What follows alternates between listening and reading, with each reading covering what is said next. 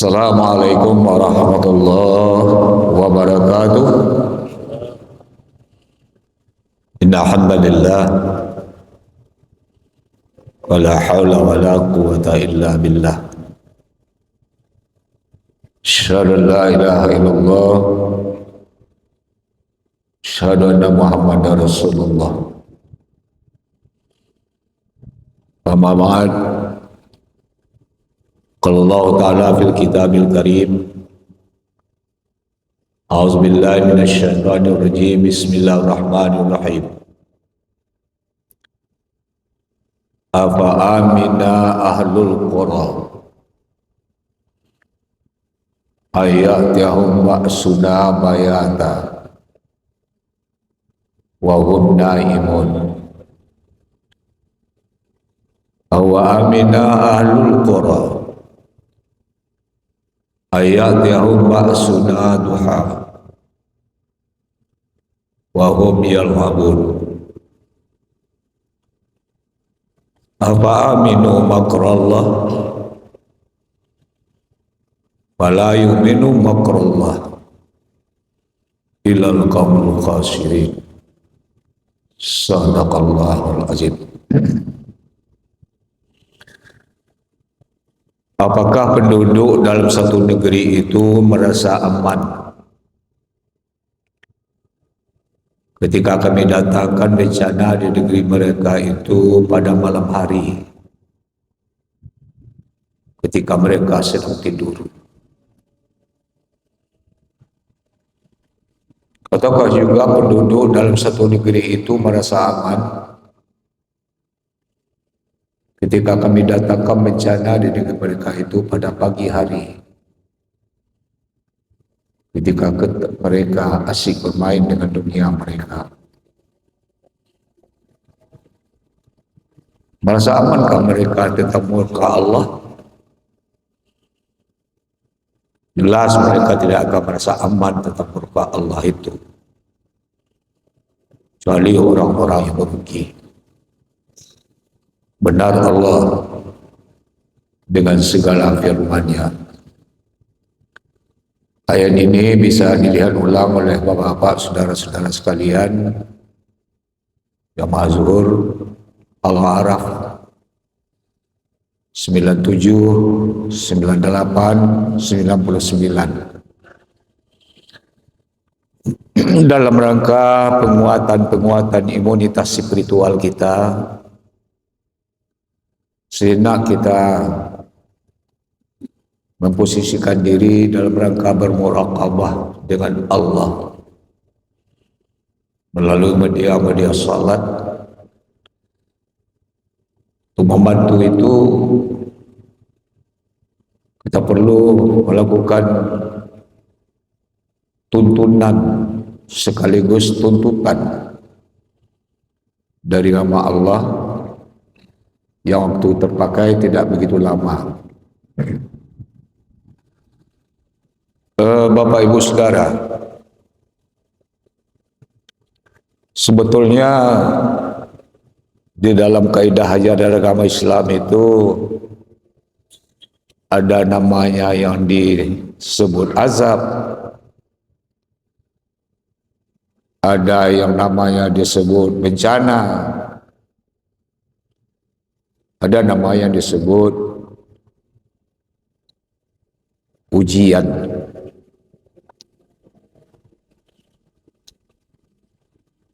Mengenai azab itu telah dimuat oleh Allah dalam Al-Quran kepada Fir'aun, kepada Haman, dan juga diberikan oleh Allah pada bentuk-bentuk lain. Jadi di mana kita sepakat? Kita sepakat, saya rasa, itu bencana.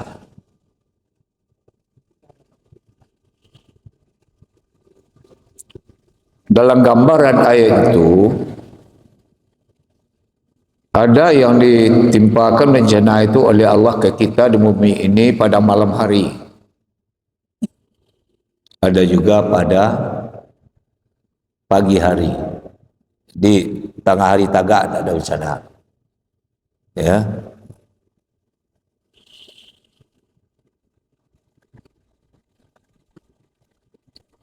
Ketika orang masih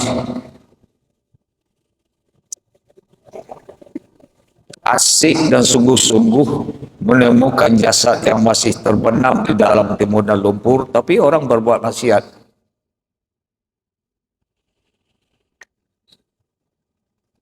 Saya kira tidak jadi rahasia tertutup lagi, sudah menjadi rahasia umum. 10 pasang laki perempuan yang dirajia oleh Pemda Tanah Datar Kota Melati yang ngadapnya ke Danau Singkarak. Jadi kalau 10 pasang berarti jumlah orangnya 20 orang. Ternyata yang 10 orang itu sudah punya istri, sudah punya suami yang halal. Tapi kenapa itu mereka lakukan yang tidak halal? Di dalam dada kita ini, Bapak, saudara sekalian, dalam teori ilmu sufi, ada namanya alaqatus sauda, darah hitam. Ada apa dengan darah hitam? Itu yang selalu memberi semangat kita untuk berbuat maksiat, berbuat curang, berbuat apa saja.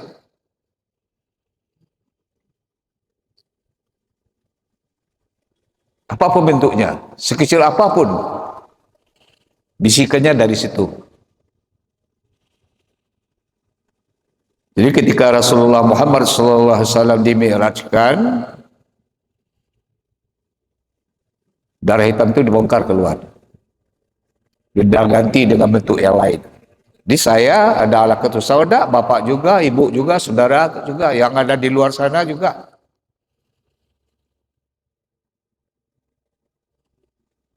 Teori apapun yang dilakukan oleh manusia dengan berbagai deretan gelar akademik tidak akan mampu mematahkan gejolak dalam nada dalam kata sauda itu.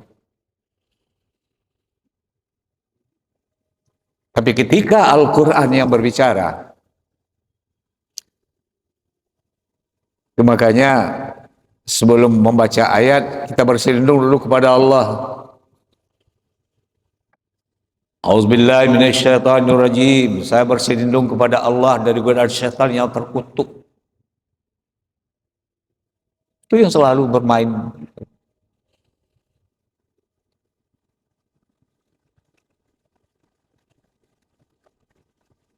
Jauh sebelum itu terjadi apa? Saya orangnya humoris, Bapak Ibu. Ketika saya beri ceramah zuhur di Masjid Abrar Bandolo, apa kata pengurus? Ada Pak biasa orang di kampung Buya. Apa itu? Tapi Buya tinggal daerah Kuraji. Mana? Itu kayak labon tanah itu bangko bampuk ya kerjanya. Ya kan?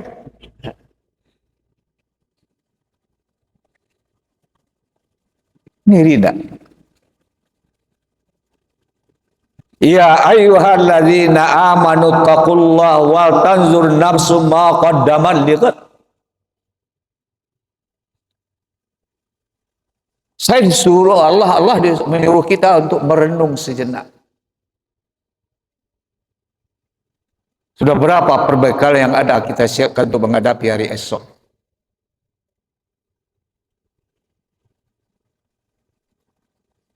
Belum lagi hirup pikuk sama-sama kita umat penganut Islam. Sama-sama Al-Quran juga, kitab sucinya, sama-sama Allah juga, Tuhannya, sama-sama Nabi Muhammad juga, Rasulnya, sama-sama Kabatullah juga menghadapnya, sama-sama salat 5 waktu juga dia. Tapi saling mengklaim bid'ah, dalalah, binar. Apa ya Rasul berdakwah seperti itu? Apa kita ini sudah bersih? Sudah ada jaminan?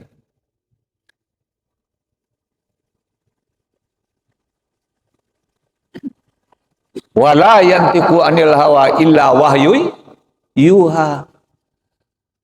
Rasulullah ngomong tak sembarangan, tak seleweran-seleweran, malah diwahyukan oleh Allah. Ini menjadi renungan kita semua. Kalau begitu bagaimana? Itu solusinya.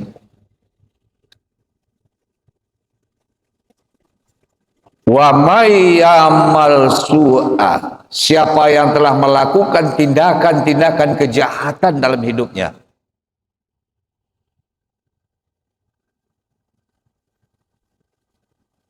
au yazlim nafsahu, atau berlaku zalim terhadap dirinya itu, summa yastaghfirillah, kemudian memohon ampun kepada Allah, benar-benar memohon ampun, yajidillah, dia diberi ampun oleh Allah, Ghafurur Rahim, karena Allah itu Maha Pengampun lagi Maha Penyayang. Belum minta ampun kita lagi, Bapak, Allah telah mengungkapkan bahwa Allah itu pengampun. Belum minta tobat kita lagi, Allah telah mengatakan bahwa Allah itu penerima tobat. Tapi mengapa Islam tidak bisa diyakini begitu saja tanpa ada kajian-kajian secara rutinitas?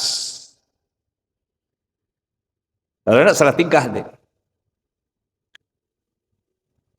Kemarin pula salah seorang ustadz sampai ke saya. Karena sampai ke saya itu, ya, kok kaji adik Buya, katanya kawan. Ada do baca-baca Yasin tu ndak do.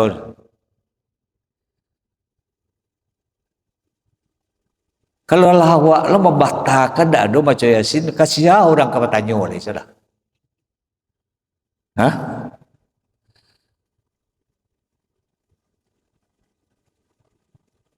Tahlil-tahlil itu tidak ada. Kalau niyo jo Allah maafir lahu, kalau niyo jo Allah maafir lah, itu iyo.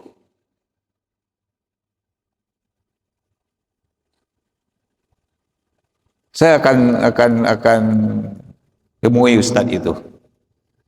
Janganlah berdakwah seperti itu. Tentunya bahasa Wahabinya jaleh lo tidak.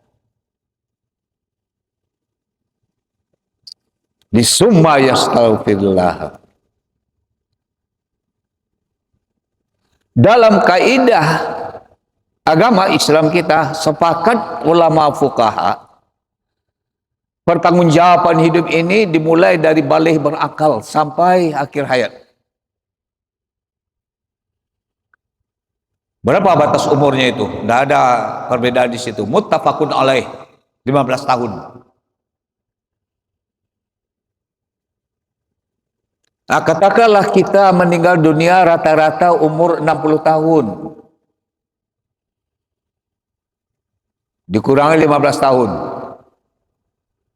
Berapa tinggal? 45 tahun. Itu yang dipertanggungjawabkan kepada Allah. Satu hari akhirat itu, bapak-bapak, ibu-ibu, saudara-saudara sekalian, 1000 tahun dari dunia, al-fasanah. Silakan siapa yang mau membantah. Coba bayangkan. Sebelum sampai kana ada satu tempat di namanya alam barzah.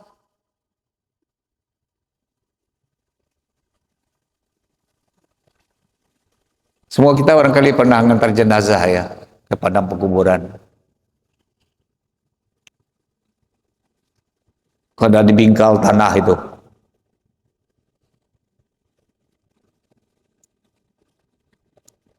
Kupa-kupa tanah. Apa bacaannya itu? Wa minha khalaqnakum, dari tanah kamu diciptakan. Taruh di bidang bahu.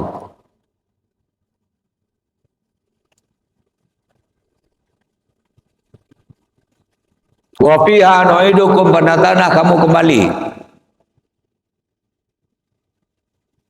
Taruh di pinggang. Wa minha nukhrijukum taratan ukhra, dari tanah ini juga nanti kalian akan berbangkit sekali lagi. Taruh di kaki. Di mana bisa ditemukan ayatnya? Buka surat Thaha. Temu di sana nanti. Jadi kehidupan kita bisa lolos minallah ma'allah ilallah. Dari Allah bersama Allah kembali kepada Allah.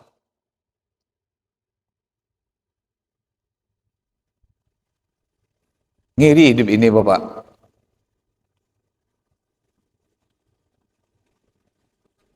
Ada satu ungkapan kita di Minangkabau. Sadang dak kunun lai kunun. Kunun kok kunun. Nah, basuatu. Suatu am. Jadi basuatu. Sadang dak kunun lai kunun. Kunun kok kunun.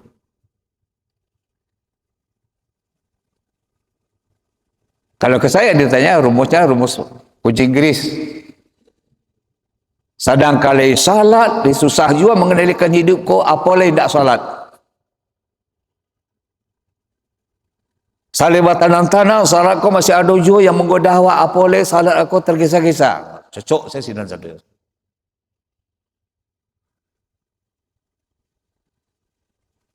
Lahan-lahan subur yang disemai perlu dengan bibit-bibit unggul Allah sediakan untuk kita Bapak. Asal mau menyemai.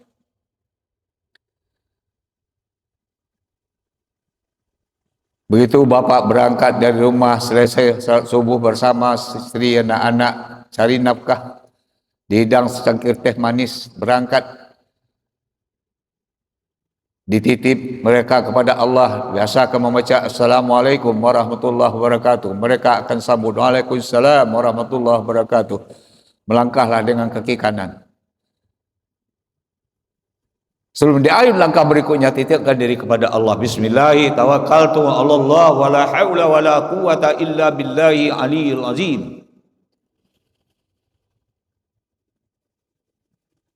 Bepergian itu naik kendaraan roda 2, kendaraan roda 4 atau beroncat segala macam, titipkan diri kepada Allah. Bismillahirrahmanirrahim. Mursalina rabbil ghafurur rahim. Kelihatannya ringan-ringan saja, kelihatannya enteng-enteng saja, tapi kalau tidak dibiasakan, enggak bisa itu Pak. Ada orang jago lalu cari sekali, jago lalu saja baru cari.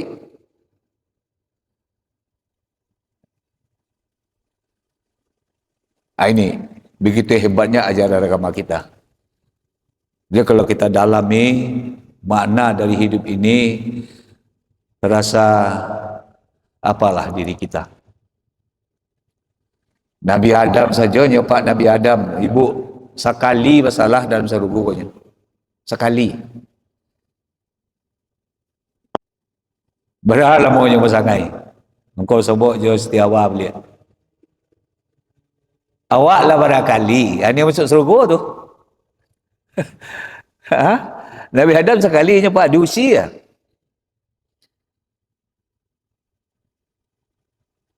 Ini disuarakan oleh orang ulama sufi. Ilahilah stulil firdausi ahla. Andaikan diri ini yang kau letakkan dalam surgamu itu, ya Rab, aku belum pantas menjadi penduduk surga itu. Lastu, belum pantas. Banyak kesalahan ya Rab. Banyak dosa ya Allah. Dengan banyak kesalahan dosa itu lalu jelas yang kau lempar ke dalam nerakamu. Wala aqwa 'ala naril jahimi. Andaikan kau lempar ke situ, wala aqwa, aku tidak mampu menerima azab seperti itu. Terus maunya apa? Masukkan surga anak berbatas, lempar ke dalam neraka, tidak sanggup. Lalu maunya apa? Fahabli taubatan waghfir zunubi, yang aku mau ya Rab, terima taubatku, ampuni dosa-dosa besarku ini. Fa innaka ghafirun dzambin azimi, karena engkau satu-satunya zat yang bisa menyelesaikan persoalan diri benang kusut. Tidak ada yang lain. Tidak ada yang lain. Sekarang ini kan sudah selesai turun baliho-baliho orang jadi caleg.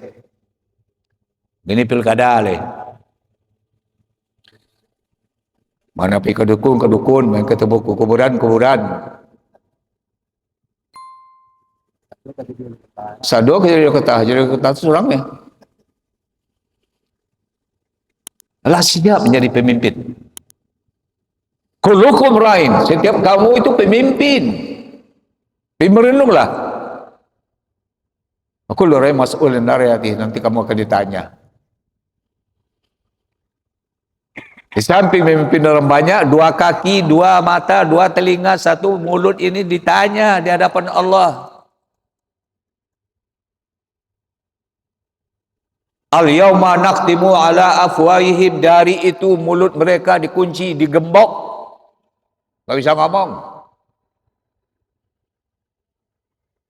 Wa tukallimuna aydihim, yang berbicara kepada kami ada dua tangan mereka. Wa tashhadu arjuluhum, menjadi saksi dua kaki mereka. Apa yang dilaporkan oleh dua tangan kepada Allah di saat itu, apa yang disaksi kepada kaki di saat itu, makanu yamalun. Tingkah laku yang telah kamu perbuat dulu, mulai balik berakal sampai ajal menyebut kita. Inilah renungan zuhur kita sejenak. Fastabiqul khairat ila liqa. Assalamualaikum warahmatullahi wabarakatuh.